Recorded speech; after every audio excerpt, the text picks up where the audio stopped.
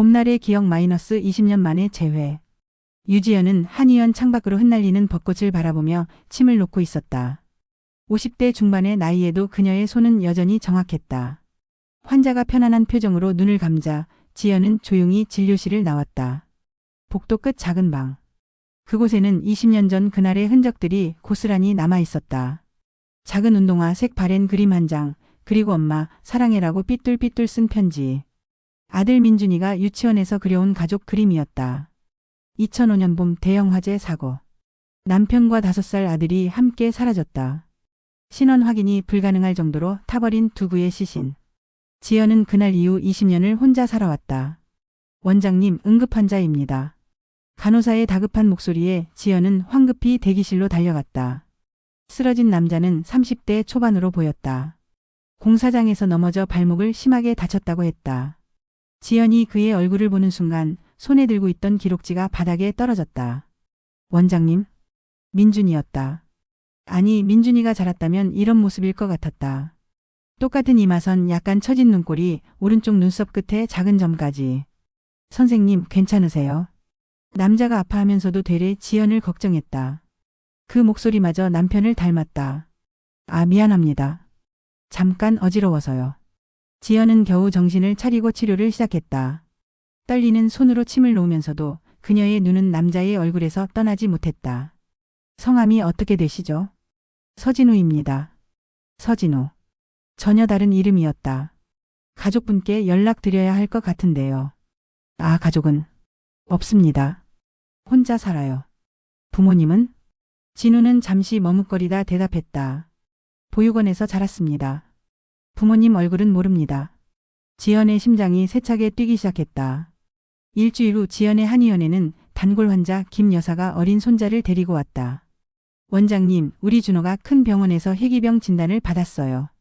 수혈이 필요한데 맞는 혈액형을 찾기가 너무 어렵대요.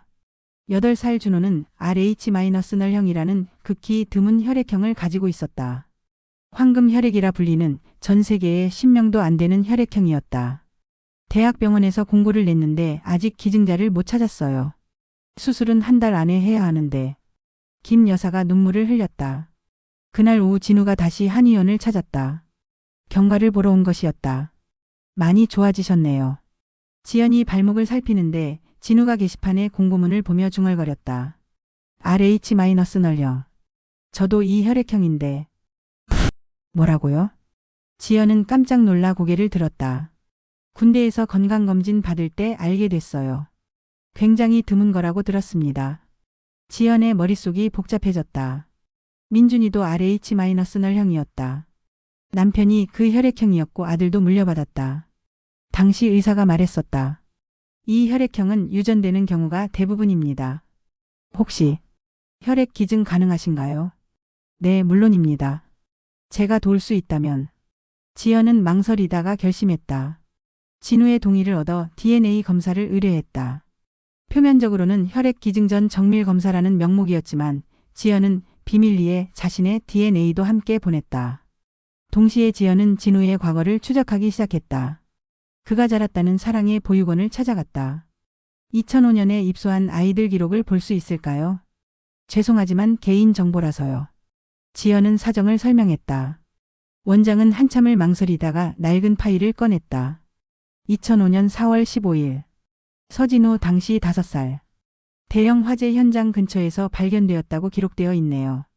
기억상실 상태였고 신원 확인이 불가능했다고. 화재 현장. 네, 당시 뉴스에도 크게 났던 그 빌라 화재 말입니다. 지연의 손이 떨렸다. 남편과 아들이 사망한 바로 그 화재였다. 이상한 점이 있었어요. 아이의 병원 기록이 몇 년치가 통째로 사라졌더라고요. 그리고 후원 명단에 대기업 이름이 있었는데 갑자기 후원이 끊겼어요. 마치 누군가 흔적을 지우려 한 것 같았죠. 지연은 더 깊이 파고들었다. 당시 화재를 담당했던 소방관을 수소문에서 만났다. 그날 저는 신참이었습니다. 선배들이 이상하다고 수근거렸어요. 시신이 두 구인데 한 구는 성인 남성이 확실했지만 다른 한 구는 너무 훼손이 심해서 정확한 신원 확인이 어려웠다고. 혹시 아이가 살아있을 가능성은? 당시 한 아이가 현장 근처에서 발견됐다는 소문이 있었습니다. 하지만 공식 기록에는 없어요. 위에서 무마시켰다는 얘기도 있었고. 진우는 준호를 위한 혈액 검사를 받으러 병원에 갔다. 그곳에서 우연히 소아과 병동을 지나가다가 멈춰섰다. 벽에 걸린 어린이 그림들. 그중 하나가 유독 눈에 들어왔다. 빨간 지붕집, 나무 한 그루, 그리고 손을 잡은 세 사람. 진우의 머릿속에 갑자기 이미지가 스쳐 지나갔다. 따뜻한 손, 부드러운 목소리, 우리 민준이 한약 냄새. 선생님, 괜찮으세요? 간호사의 목소리에 정신을 차렸지만 진우는 가슴 한편이 무너지는 것 같았다. 알 수 없는 그리움과 슬픔이 밀려왔다. 그날 밤 진우는 평생 처음으로 꿈을 꾸었다. 아니, 기억이었다. 불, 연기, 민준아 하고 부르는 목소리. 누군가 자신을 안고 뛰는 느낌. 그리고 갑작스러운 충격. 정신을 잃기 직전 살려야 해. 아이만은. 이라는 남자의 목소리. 진우는 식은땀을 흘리며 잠에서 깼다. 2주 후 지연은 떨리는 손으로 봉투를 받았다.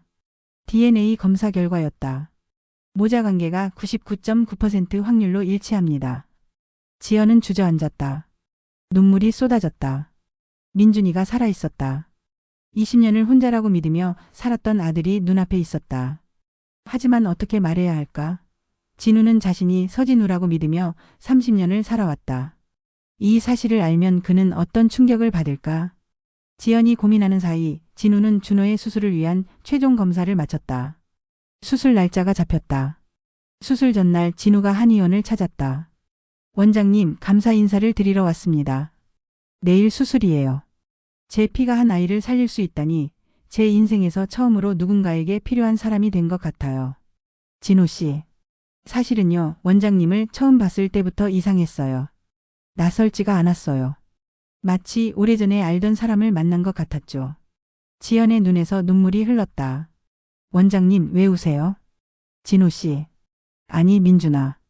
지연은 모든 것을 말했다. 20년 전의 화재, 사라진 아들, DNA 검사 결과, 그리고 지난 20년간 혼자 간직해온 그리움까지. 진우는 말없이 들었다. 그리고 천천히 입을 열었다. 최근 들어 이상한 기억들이 떠올랐어요. 한약 냄새, 따뜻한 손, 민준아라고 부르는 목소리. 그게 꿈이 아니었군요. 내가 살아있었구나. 엄마가 못 찾아서 미안해. 20년 동안 혼자 살게 해서 미안해. 지연이 흐느꼈다. 진우는 조심스럽게 지연을 안았다. 낯설지 않았다. 오히려 평생 돌아가고 싶었던 곳 같았다. 괜찮아요. 엄마. 이제 찾았으니까요. 엄마라는 단어가 진우의 입에서 나오는 순간 20년의 시간이 한순간에 무너졌다. 두 사람은 한참을 울었다. 진우의 혈액 기증으로 준호의 수술은 성공적으로 끝났다. 회복실에서 깨어난 준호는 환하게 웃었다. 아저씨가 저 살려주셨어요? 응, 우리 준호 이제 건강해질 거야. 진우가 준호의 머리를 쓰다듬었다. 그 모습을 바라보는 지연의 눈가에 미소가 번졌다. 한 달 후 지연의 한의원 뒤편에 작은 정원이 꾸며졌다. 진우가 직접 만든 것이었다. 그곳에 벚나무 한 그루를 심었다. 엄마, 이 나무가 크면 봄마다 꽃이 필 거예요. 우리가 다시 만난 이 봄을 기억하는 나무로. 그래, 우리 민준이가 돌아온 봄이니까. 지연은 아들의 손을 꼭 잡았다. 그 손은 더 이상 5살 아이의 작은 손이 아니었지만 여전히 따뜻했다. 진우는 주말마다 한의원에 나와 지연을 도왔다. 환자들은 모자가 함께 일하는 모습을 보며 흐뭇해했다. 준호도 건강을 되찾아 자주 놀러왔다. 어느 봄날 세 사람은 정원의 벚나무 아래 앉아 있었다. 진우 삼촌, 저 나중에 크면 삼촌처럼 사람들 도와주는 일 할래요. 그래? 우리 준호 멋진데? 할머니가 말씀하셨어요. 삼촌이 저를 살려주셨다고. 그래서 저도 나중에 누군가를 살려주는 사람이 되고 싶어요. 지연이 두 사람을 바라보며 미소 지었다. 20년 만에 되찾은 아들, 그리고 그 아들이 살려낸 생명. 잃어버렸던 봄이 마침내 돌아왔다. 벚꽃잎이 바람에 날려 세 사람에게 내려앉았다. 지연은 진우의 어깨에 기대며 중얼거렸다. 우리 민준이 엄마한테 돌아와줘서 고마워. 엄마, 저도 엄마 찾아줘서 고마워요. 이제 저 혼자가 아니에요. 봄바람이 불어왔다. 따뜻했다. 20년의 겨울을 지나 마침내 봄이 왔다. 그해 가을, 진우는 정식으로 이름을 되찾았다. 주민등록증에 다시 유민준이라는 이름이 새겨졌다. 하지만 사람들은 여전히 그를 진우라고 불렀다. 그는 괜찮았다. 어떤 이름으로 불리든 이제 그에게는 돌아갈 집이 있고 기다리는 엄마가 있으니까. 그리고 2년 후 지연의 한의원 옆에는 진우 건강상담소라는 작은 간판이 걸렸다. 모자는 나란히 사람들을 치유하며 잃어버렸던 시간을 천천히 되찾아갔다.